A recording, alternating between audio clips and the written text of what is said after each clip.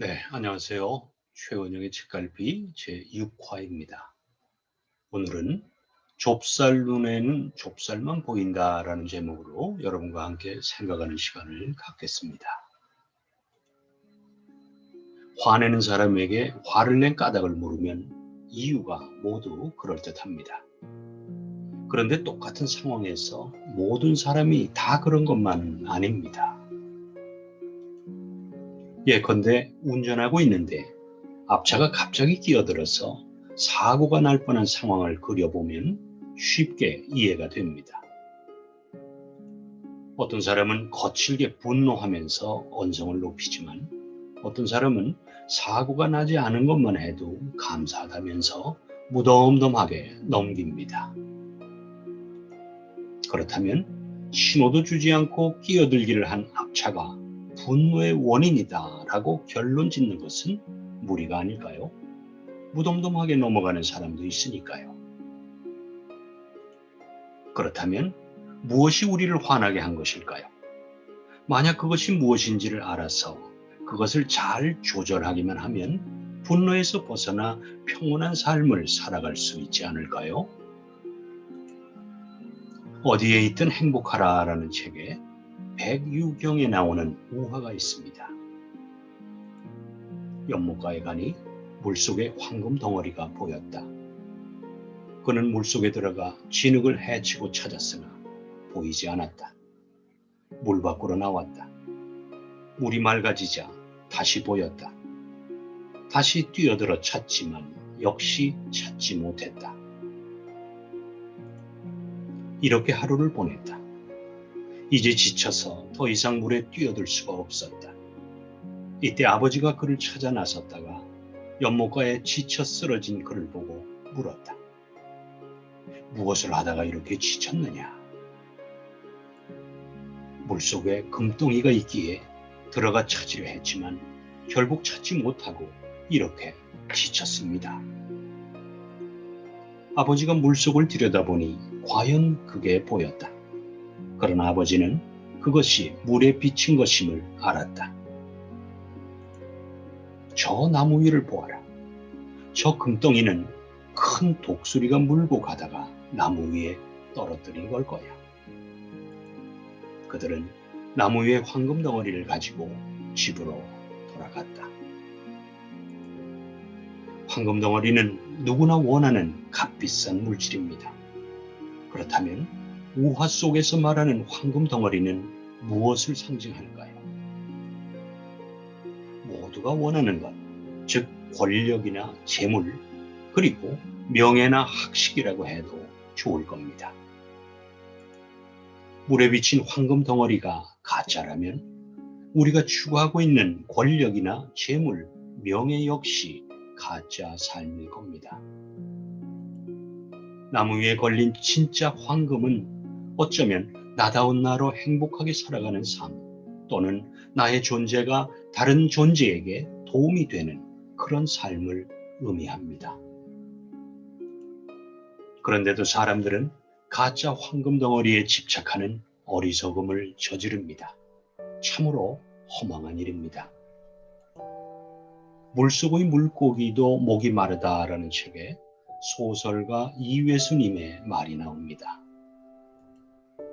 동물은 먹이를 사냥하기 위해 전력 질주하는 모습이 가장 아름다워 보이고 인간은 타인을 사랑하기 위해 희생하는 모습이 가장 아름다워 보인다.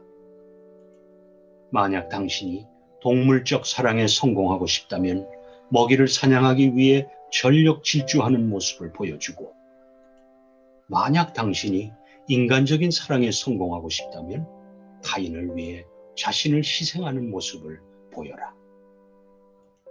그렇습니다. 남을 위해 자신을 희생하는 것이 사랑입니다. 이런 사랑을 하려면 어떤 마음의 준비가 필요한지에 대해 저자는 이렇게 말해줍니다. 내 마음속 방에 있는 욕심을 버려라. 좁쌀 눈에는 모든 게 좁쌀로 보인다. 그러니 먼저 당신의 마음을 키워라. 마음을 키우라는 말은 마음을 비우라는 말과 같습니다. 비워져야 누군가가 그곳에 담길 수가 있습니다. 그래야 누군가를 위해 자신을 희생할 수 있습니다. 그런 희생을 기꺼이 한다는 것은 곧 그 누군가를 내가 사랑하고 있다는 것입니다. 그런데 그런 사랑이 쉽지만은 않습니다. 그런 사랑을 하겠다고 결심한다고 해서 실제로 그런 사랑을 하기가 만만치 않습니다. 마음속에서 그것을 허용하지 않기 때문입니다. 그렇다고 불가능한 것만은 아닙니다. 세상을 바라보는 자신의 기준을 조금만 바꾸면 됩니다.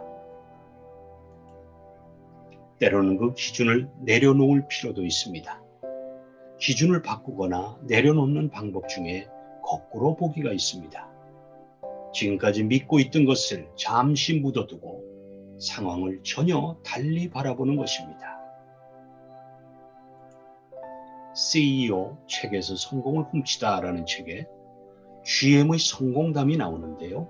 이 사례에서 거꾸로 보기가 얼마나 큰 변화와 성장을 일구어내는지를 잘 알 수 있습니다.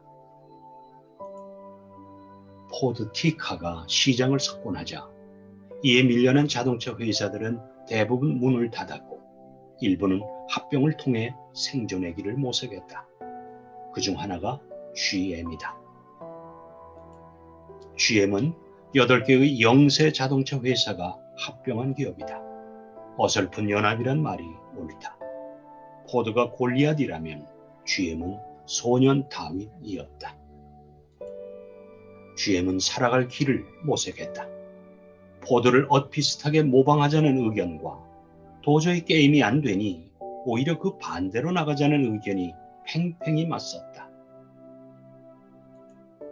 반대로 나가자는 것은 대량 생산으로 쏟아져 나오는 저가의 T카를 따를 재간이 없으니 오히려 중산층을 겨냥해 다양한 모델을 비싼 고급차로 자리매김하자는 것이다. 결론은 후자로 났다.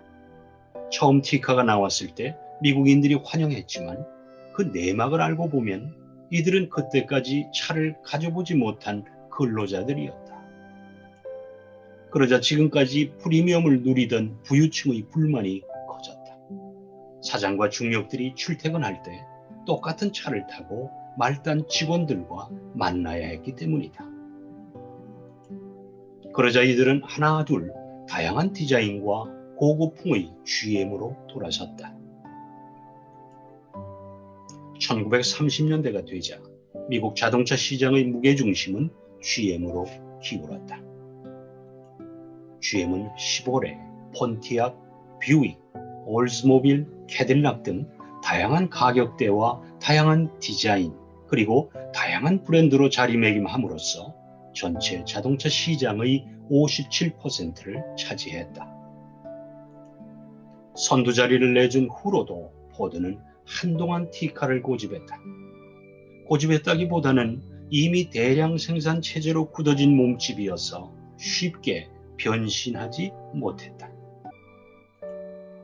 그래서 1937년엔 GM이 42%, 포드가 21%, 그리고 크라이슬러가 25%의 점유율을 보였다.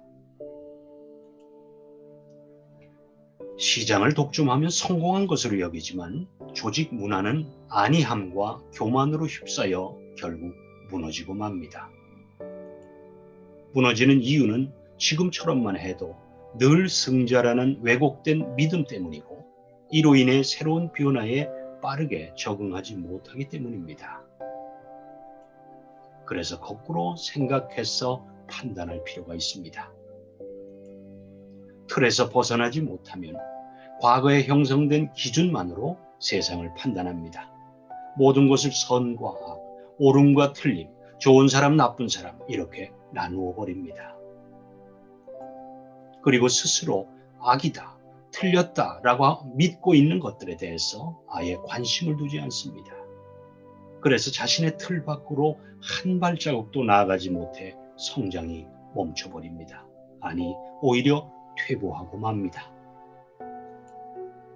오늘 우리는 좁쌀 눈에는 좁쌀만이 보인다라는 제목으로 권력이나 재물과 같은 가짜 황금 덩어리를 찾는 것이 진정한 삶이라고 착각하며 살아가는 모습을 살펴봤고요. 남을 위해 기꺼이 헌신하는 사랑이 가장 인간적인 사랑이고 가장 아름다운 삶이라는 점도 알았습니다. 그러나 이런 사랑을 나누기 위해서는 세상을 바라보는 내 마음속 기준을 내려놓을 수 있어야 한다는 점도 깨닫게 되었습니다. 왜 좁쌀 눈에는 좁쌀만 보이는지 이제 그 이유를 알 듯합니다. 이제부터라도 내 기준을 내려놓을 때 새로운 세상을 볼 수가 있고 그것을 통해 끊임없이 배워나가면서 결국 그것이 우리의 삶의 성공으로 이어지는 주인공이 되어야 되겠다라는 다짐을 해봅니다. 감사합니다, 여러분. 다음 주 월요일 날 또 새로운 내용으로 여러분과 함께 만나 뵙도록 하겠습니다. 고맙습니다. 건강하시고요.